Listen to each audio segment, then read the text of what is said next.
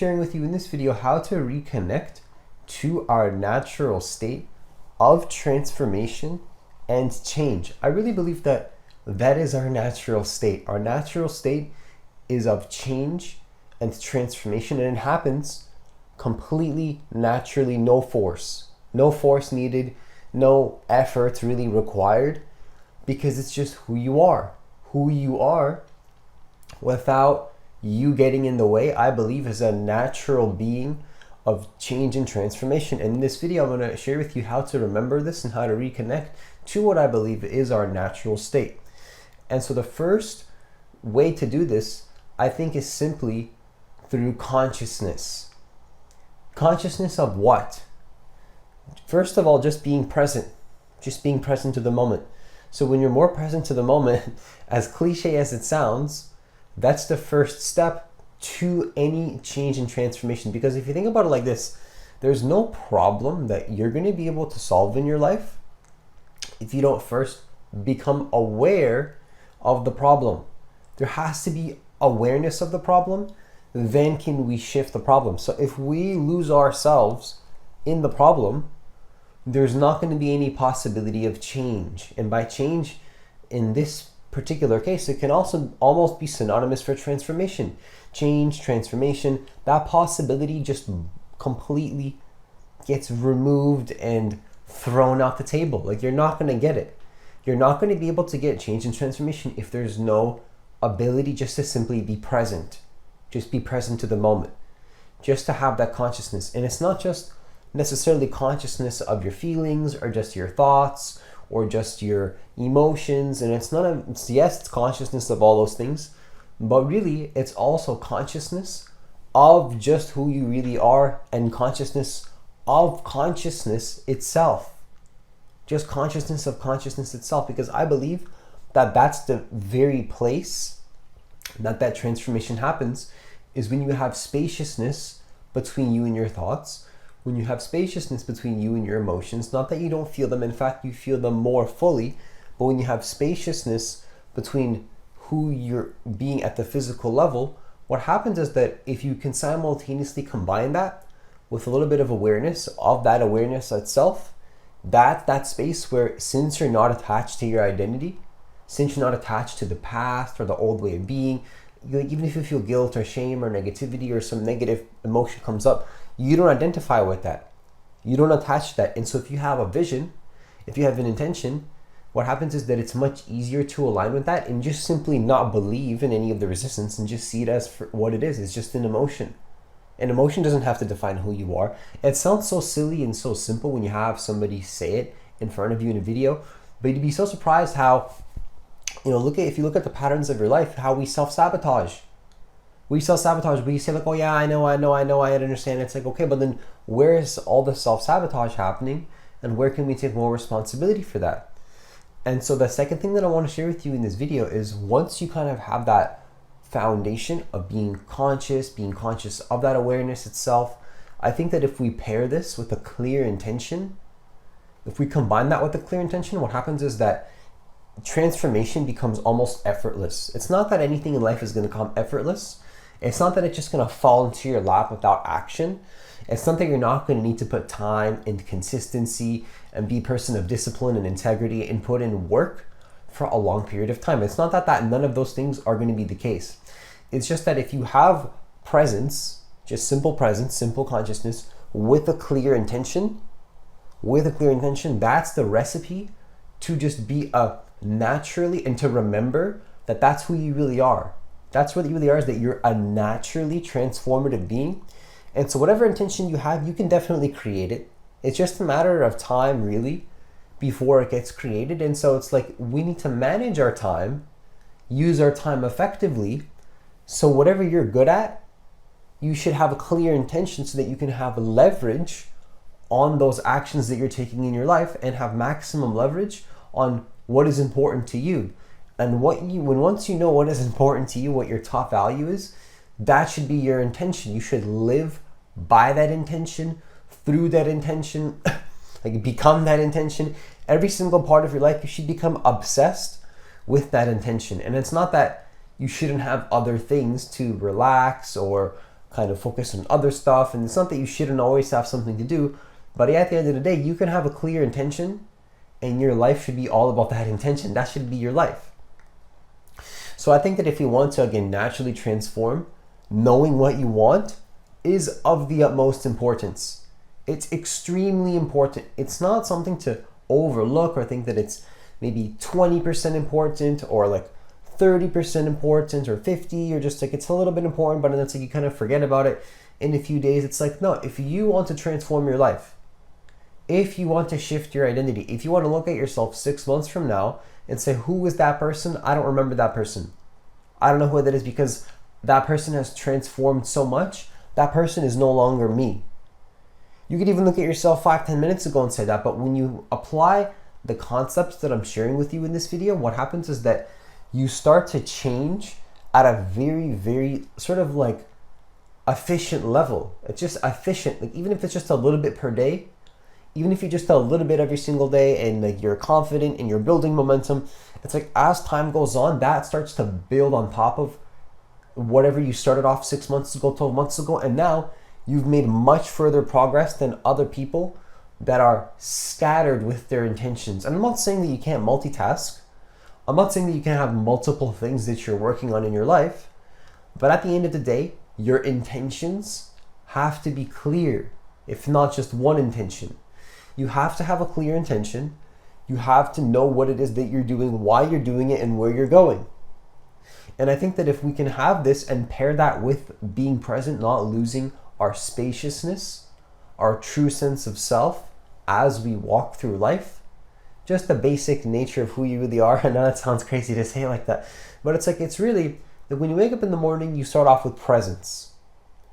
You start off with presence, and then somewhere along your life, we lose ourselves, maybe in a problem, maybe in an emotion, maybe in a situation, maybe in something that's causing you pain, maybe in something that you believe you have to do. But it's like, I believe that if we forget our top value, which is our state of consciousness, and like, I don't mean to say it in some arrogant way where it's like, oh, it's just basically who you really are. It's just that the truth is that what I'm saying here, I think we all know deep in our hearts. We all know deep in our hearts that this is the case, because I believe that when we choose to give a value to the outside world that we don't really value, like we choose to value something that is based upon something that somebody else wants for us, what happens is that now we're not being the person that we really want to be. We're kind of living a life for somebody else. It's like a facade and a character that we're playing, but it's not who we really want to be. So I think that the most important thing here is just to get your intentions clear so that you're aligned with your values. And what's interesting is that most people believe, oh, I shouldn't do this because I should feel guilty, I should feel shame, I should feel negativity and resistance, because it's like, what about all the other people that I should be helping? And it's like, no, but at the end of the day, it's like we need to remember that you having a clear intention on what you want, whatever it is that you want, there's something else in the world that wants to pair in with your world just as much as you do. Whatever it is that you want, whatever you desire, whatever your heart desires, if you have a clear intention, make it realistic, put it down on a piece of paper, think about it in your mind as much as humanly possible. If you just think about it, what happens is that it's not so far-fetched that you're going to get it. It's not as crazy as you think. Like people think like, oh, like it's this crazy thing that's maybe one. It's like, no, it's like if you just get clear and actually write it down and get clarity on your decision on who you want to be, you'd be very surprised how naturally this happens and how easy it really is. And it's like, you just remember like, oh yeah, of course, that's how it's always been.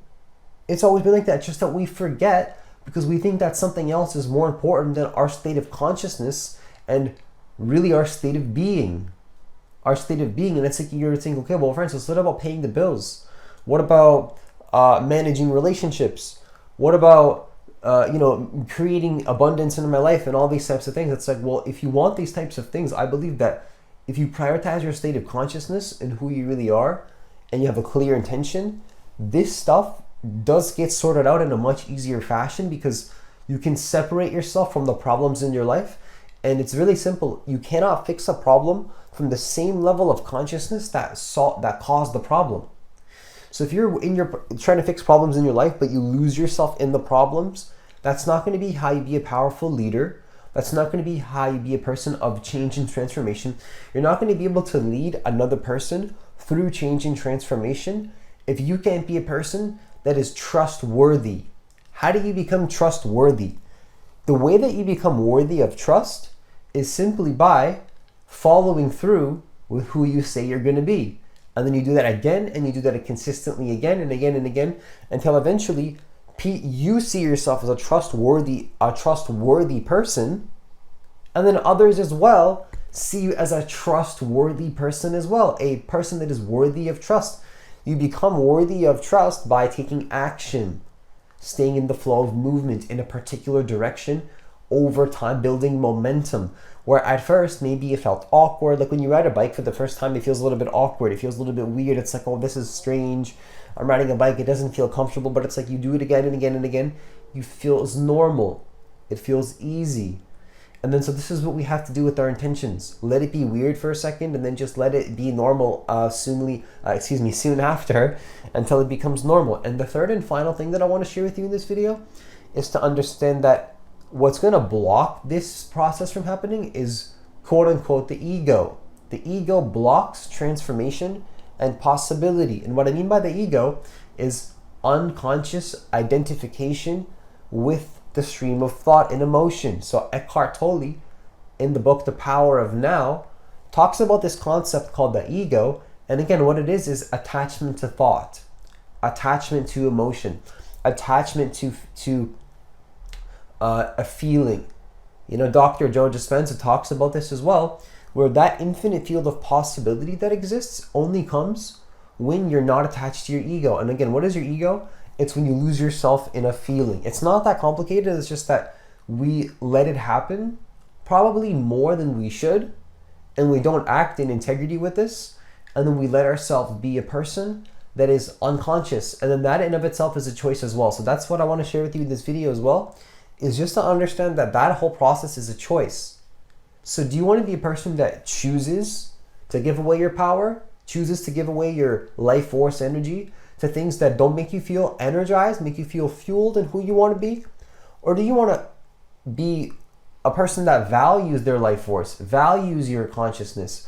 Because remember, the highest currency is not necessarily money, it's your attention. If life is not, like if you're not able to control your attention, if life is pulling your attention over here, pulling your attention over there, and you have no control over that, then you're really a puppet of life. You're floating. And if you're a person that's floating, then what's happening is that you've lost your highest currency, which is your life force, which is your consciousness, which is your attention. If you're giving away your attention, if you're giving away your life force, and there's no power that you have over this, no internal control over where your intention goes, there's definitely going to be very little possibility for you to transform and to become a better person and to change. You're going to be stagnated. You're going to stay the same because you're simply attached to the same way of being, You think that you've had it all figured out and that you know everything and there's no more possibility. And I'm not saying that you're doing that, but it's, it is a choice. I want us to take our responsibility back. We need to take our responsibility back, because when that happens, I think it's important not to judge ourselves, not to say, oh, why did this happen? This shouldn't be happening. And like, oh, I don't want to experience this. So, accept it, because don't let unconsciousness create more unconsciousness. Just use consciousness to self-consciousness, unconsciousness, right? You becoming more upset and more guilty and more shameful about feeling guilty and shameful is not going to be good. And then while that's all happening, all you have to do is just be present with the emotion and then focus on your intention and then let it go. Like, it's that simple. It's that simple, because we can feel the emotions in our life, but there's no need to attach to them or allow them to stop us from taking action towards the intention, towards being the person that we need to be, as if the intention is already the case in this present moment right now. And again, what stops this natural flow of movement towards an intention is the ego, when we forget to simply be consciousness. Try for 20 minutes not to be a person, just be consciousness that is experiencing an intention in the world, and understand that if you forget that, then maybe you're experiencing what you might call the ego. Just try to be not necessarily just a person. You can play a character, play a person, but that is not who you truly are. That is not who you truly are. Who you truly are is consciousness experiencing a person. Is consciousness experiencing you playing a character. And the question is, How conscious are you of that process? And are you going to use that to your advantage to consciously craft your identity? Or are you just going to think that stuff just happens and that you've been dealt the cards that you've been dealt and everything is just the way that it is and nothing can change? Because it's like there's more possibility than we give ourselves credit for. There's definitely more room for change than we give credit for. And the way to tap into that and to be open to those possibilities is to detach from your ego. And the moment that you detach from your ego, what you'll find is that more ideas start coming in. More epiphanies start coming in. It's like more realizations, becoming aware of something that was always there, but we weren't able to see it. Like you weren't able to see it because you were like, I was so lost in the problem and then the negativity that I couldn't see it. When does this happen? Like when you have an epiphany and you realize something, what is the word realization? Realization is to become conscious of something that was always the case, but we didn't have the capacity to notice it because we were too focused on other stuff. And when you take a step back and have more spaciousness, you have a realization of something. Realizations can only happen with consciousness. It's an insight. This happens not by thinking and being logical and attaching by putting in more effort. Effort is good. True wisdom comes from effortlessness. Just being effortless. That's wisdom. Wisdom is not forceful. It's consistent. It's where our true security lies, I believe. I believe that true security lies in our skill sets and our ability to be consistent with who we say we are. That's where our true security comes from. People think that your security is in your job, which is, a good place to have security. Of course, people think that security is in your relationships. People think that security is in all these types of things, but I think true security is, of course, really grounding in you could say the groundless ground or consciousness, right? Or who you really are. But then on top of that, being consistent with your intentions, building a program for yourself. Build a program that you feel comfortable with. Build a structure in your life that you love to follow. Structure shouldn't feel like necessarily force. Now, you shouldn't always feel like doing it, but you should feel excited to go against your feelings of not wanting to do it because you believe in your conviction more than your feelings. Your conviction should be greater than how you feel. Your conviction and your intention towards what you want should be greater, and you should conquer any negativity and take action inevitably so anyway, because you believe in what you want more than a negative feeling. And all of this happens naturally when we're not attached to our ego. So that's the main point here, is if you want all this stuff that I'm saying here to happen naturally, where you just flow, you take action, you're aligned with your intentions, you build more trustworthiness within yourself, you become a trustworthy person, you see yourself as trustworthy. As a result of that, other people start to see you as trustworthy as well, because you're following through with your actions. This all happens naturally when you detach from your ego. When you don't unconsciously identify with your emotions, with your thoughts, with your feelings, and you stay connected to the present moment as you're aware of what you want simultaneously, and you combine these two things together to then get what you want in a way that is completely respectful to yourself and the universe and other people around you. Not ironically so, because you would think like, okay, if I do this, surely I'm going to be extremely selfish, extremely negative, and the whole universe is going to fall apart, right? No, actually it is not the case. You'll find that it's very honorable to yourself. It's very beneficial to yourself. More consciousness and more presence is only going to be beneficial to your life most of the time, unless you believe it's not. Maybe there's a break from that, but what I'm not saying to meditate in a cave for 20 years.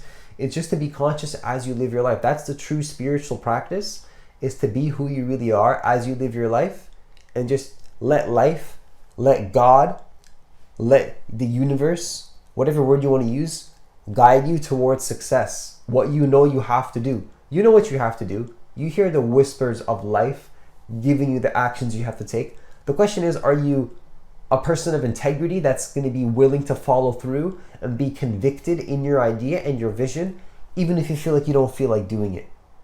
It's like, oh, I don't want to do it, and it's like, I don't feel like it. It's like, but it's like, you know what? No, I have a conviction. I have a belief. I have an understanding that I've already thought about this. I've already put in the planning. I've already looked at the pros and the cons. I understand that time is limited. It's like, where can I leverage my time? This is what I want to do. you follow through because you said you were going to do it, and then you become the person that you are, and that becomes easier again when you detach from your ego, when you detach from who you say you are, and you realize that you're not that person that you used to be even 5 seconds ago, definitely not 10 years ago, 20 years ago. You are a naturally transformative being, moment to moment, to every single moment. You're a person of transformation, and you can be whatever it is that you want to be to achieve success in whatever area of life that you want, and you have full permission to do so.